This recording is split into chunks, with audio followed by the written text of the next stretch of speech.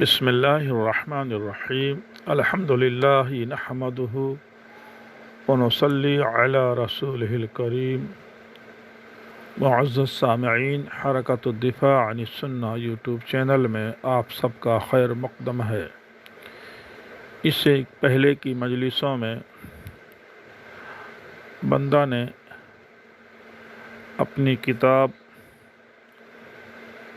آیات محکمات اور احادیث صحیحہ متواترہ سے انحراف، لامذہبوں کی پہچان، حصہ اول اور حصہ دوم اور حصہ سوم کے اقتباسات آپ کی خدمت میں پیش کیا ہے۔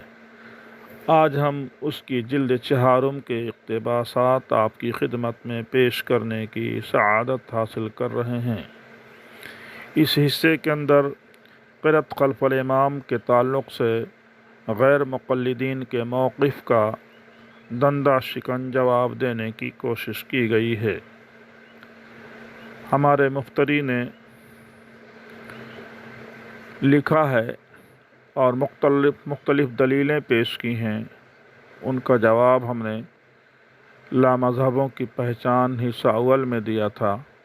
حق تو یہ تھا کہ وہ اس کا جواب لکھتے یا لکھواتے یا کم از کم مسروقہ مضمون ہی ارسال کر دیتے، تاکہ مجھے معلوم ہوتا کہ ہمارے دلائل باوجود صحت کے لائق اعتنا کیوں نہیں ہوئے۔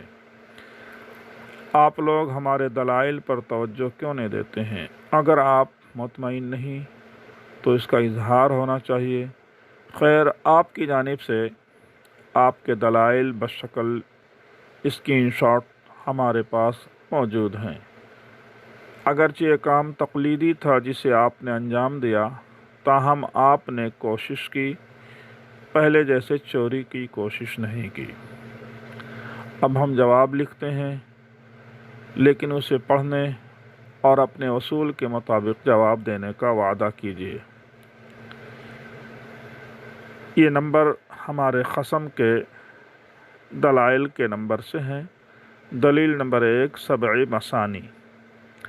مفتری نے مترجم بخاری شریف کا اسکرین شاٹ ارسال کیا۔ جواب: صحیح بخاری شریف کی 2 نشان زدہ احادیث میں سبع مثانی سے سورہ فاتحہ کی تعیین، فضیلت بیان کی گئی ہے، لیکن غیر مقلد مترجم نے اپنی جانب سے تشریح کے نام پر جو کچھ لکھا ہے اسے شاید آپ نے حدیث سمجھ لیا، اس لیے بطور دلیل نمبر 1 کے آپ نے ارسال کر دیا۔ اگر متن اور ترجمہ کو آپ نے دلیل بنایا ہے تو وہ خود آپ اور پوری لامذہب قوم کے لیے پیغام مصیبت ہے، کیونکہ اس میں مقتدی پر فاتحہ کی فرضیت کا کوئی ذکر نہیں ہے۔ البتہ اس میں سورہ فاتحہ کو قرآن کہا گیا ہے، لہذا سورہ فاتحہ بھی آیت انصات کے دائرے میں آ جائے گی۔ یہ سورہ بھی اگر نماز میں یا نماز کے باہر پڑھی جائے تو غور سے سننا اور خاموش رہنا اس میں فرض قرار پائے گا۔ بخاری شریف کی یہ دونوں احادیث ان غیر مقلدوں کے منہ پر تماچا ہے جو کہتے ہیں کہ سورہ فاتحہ قرآن کا جز نہیں، اس لیے وہ آیت انصات کے حکم سے باہر ہے۔ لیکن یہ بات آپ کو میں کیسے سمجھاؤں جب دوسروں کی بیساکھی کے سہارے آپ چلیں گے؟ مزید ایک ہی دماغ میں گوبر بھرا ہوا ہے اور بخاری شریف کے نام پر عوام کو دھوکہ دینے کا گورکھ دندہ اپنا رکھا ہے۔ مفتری صاحب، آپ کے علم میں بات آنی چاہیے کہ مولانا داؤد راز غیر مقلد مترجم نے اس آیت اور احادیث کی تفسیر و تشریح میں خیانت کی ہے اور اپنی جانب سے لکھا ہے کہ سورہ فاتحہ کی 7 آیات ہر فرض نماز میں بار بار پڑھی جاتی ہیں، جن کا پڑھنا امام و مقتدی دونوں کے لیے ضروری ہے، جس کے بغیر نماز نہیں ہوتی۔ اس سورہ کو سبع مثانی اور قرآن عظیم کہا گیا ہے، جو لوگ امام کے پیچھے سورہ فاتحہ پڑھنے کو ناجائز کہتے ہیں ان کا قول غلط ہے۔ صفحہ نمبر 248، ترجمہ صحیح بخاری جلد ششم۔ مفتری صاحب، اولاً مفسرین کے درمیان سبع مثانی کی تعین کے مختلف اقوال ہیں، جن میں سے دو قول بہت مشہور ہیں۔ نمبر 1، پہلا قول سبع المثانی سے السبع الطوال مراد ہے۔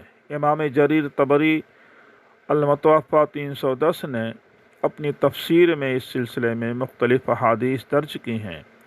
علامہ ابن کثیر رحمہ اللہ نے اس قول کی تائید میں حضرت عبداللہ ابن مسعود، حضرت عبداللہ ابن عباس، مجاہد، سعید ابن جبیر اور ضحاک رضی اللہ عنہم وغیرہ کا نام لیا ہے۔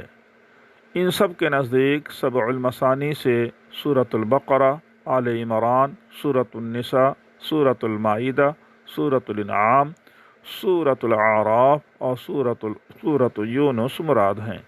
ان حضرات کے پاس دلائل ہیں۔ نمبر 2، دوسرا مشہور قول ہے کہ سبع مثانی سے ام الکتاب یعنی سورہ فاتحہ مراد ہے۔ اس کے قائل متعدد صحابہ کرام اور تابعین ہیں۔ امام ابن کثیر نے ان کے قائلین میں حضرت عمر، حضرت علی ابن ابی طالب، حضرت عبداللہ ابن مسعود، حضرت عبداللہ ابن عباس رضی اللہ عنہم اور تابعین میں سے ابراہیم نخعی، عبداللہ ابن عبید، ابن ابی ملیکہ، شہر ابن حوصب اور حسن بصری اور مجاہد رحمہ اللہ کے نام شمار کرائے ہیں۔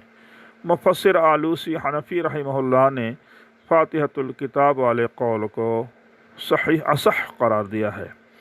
اب سوال یہ ہے کہ غیر مقلد مترجم نے بخاری شریف کی ان دونوں حدیثوں سے یہ مسئلہ کس طرح مستخرج کیا ہے کہ امام کی پیچھے سورہ فاتحہ پڑھنا مقتدی کے لیے بھی فرض ہے۔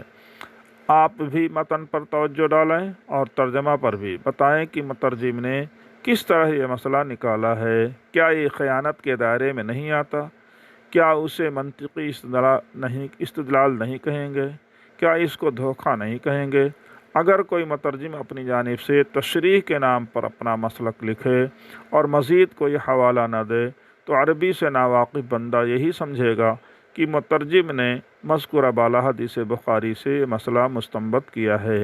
کیا یہ دھوکہ اور خیانت نہیں ہے؟